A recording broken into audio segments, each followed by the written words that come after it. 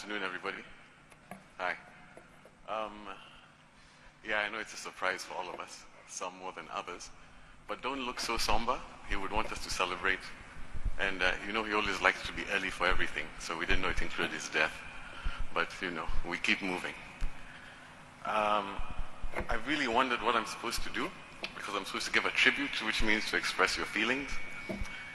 And I personally find it a bit strange, because how do you condense your entire life into 10, 15 minutes with someone? Sometimes it feels a bit insulting, but what would he want? And I've had the chance of writing a few speeches for him. He never read them. He just got the talking points. And he would say I should just speak from my heart and just to be honest. And then the second thing that hit me is, who am I talking to? There are people way above my pay grade. I will never understand what you do. There's my family over there. Hi, guys. All three of them, tuko pamoja. They're friends and family. And then I realized one simple thing. There's one job where I'm the only person who's actually qualified to talk about. And I didn't have to work for this job, and that's being his son. And in keeping with his memory, because we all have to celebrate.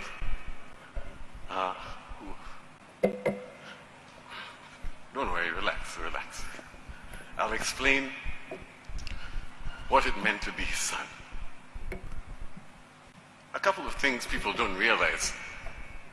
All through my life, if I ever needed my dad, don't worry. I'm okay.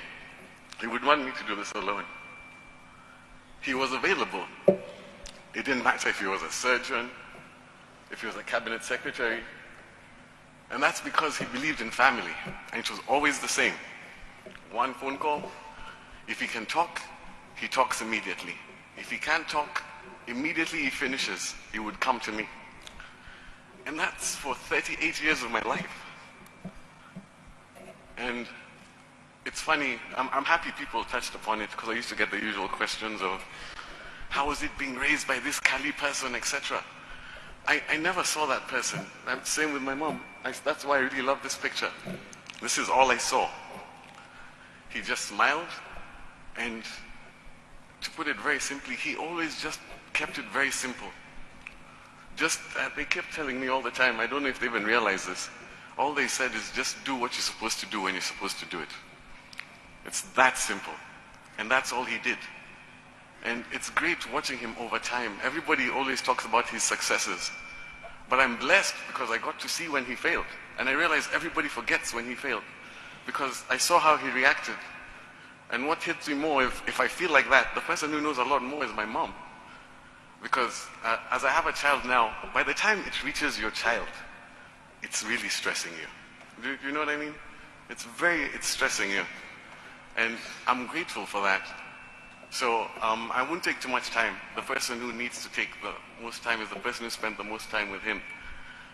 But I'll just say 3 things that I hope everybody can take away. Number 1, family is the most important thing. You never know when you have time. He knew it. He gave me time. And he always did what he was supposed to do. A CS who still gave lectures at the university, because yes, my name is there. There was never pomp or ceremony. The funny thing is, he never looked for any of the officers. All he ever did was what he was supposed to do. And if he saw that there was something that was wrong, he just continued. If the office looked ugly, he's like, this office has to be revamped. Where do I get money? If there are too few doctors, how do we organize doctors? And then pap. And whenever he got an office, the other thing I remember is he was always waiting to retire. He was waiting to leave. The discussions were, what's going to happen when I leave the university? Next he's appointed somewhere. Next he's appointed somewhere else. And that makes me feel strange, because I spoke to him, I was with him all through. But when I was talking to him before, I was really talking to him about, there's too much on my mind. We share several offices, so that's a very strange thing. And we have the same name, so every now and then I get a text that's meant for him, which I thought was very funny. And since we're always honest to each other, I thought that was it was quite funny that I could always see where he was going and how he was trying to take care of me, or what he was struggling with or how he hid it. I could go on and on because it's 36 years, but two stories come to mind. One was we were sitting with him in the house. I was struggling with something, and I came to him, and he reminded me a story which I completely forgot.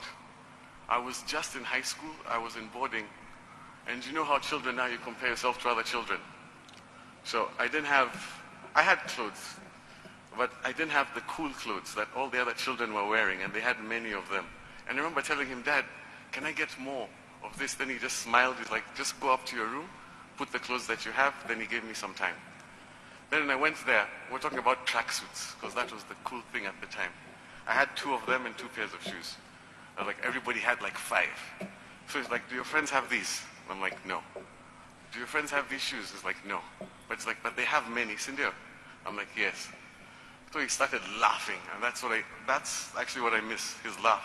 And it was really heavy. Then I was wondering, why are you laughing?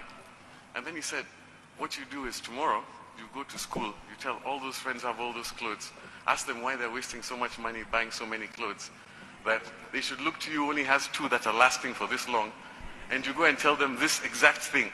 I'm sorry that you have to do so much for other people, but look at me, I'm the standard. So if you have these, then you're okay. So those are the small things I think about. He made me realize, stop comparing, just do what you're supposed to do when you're supposed to do it. It's that simple. Everybody makes it seem so hard. But if you tell somebody the truth, they won't be happy. But if you're doing it properly, that's it. Trust in God. The same quote that's in one of our desks, for the Lord did not give us a spirit of fear, but of faith, hope, love, and sound mind. And that's what my dad is.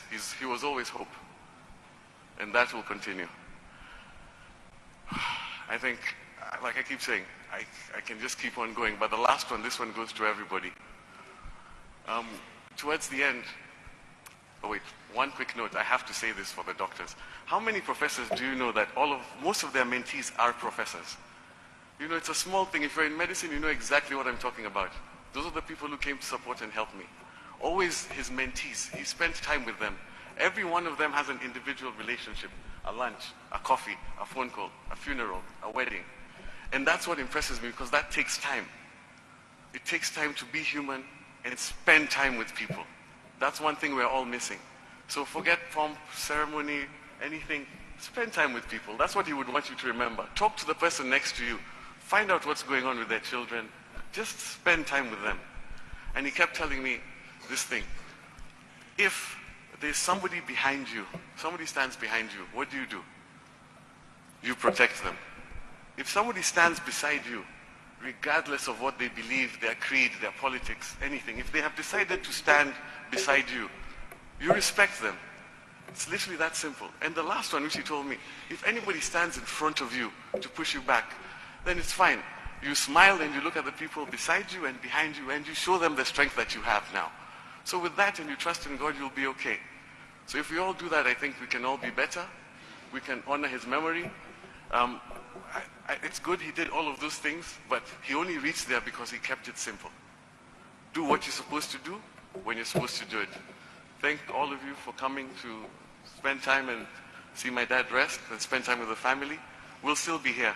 Hopefully we'll become friends. Regardless of wherever you are still who you are. So God bless you all. Thank you.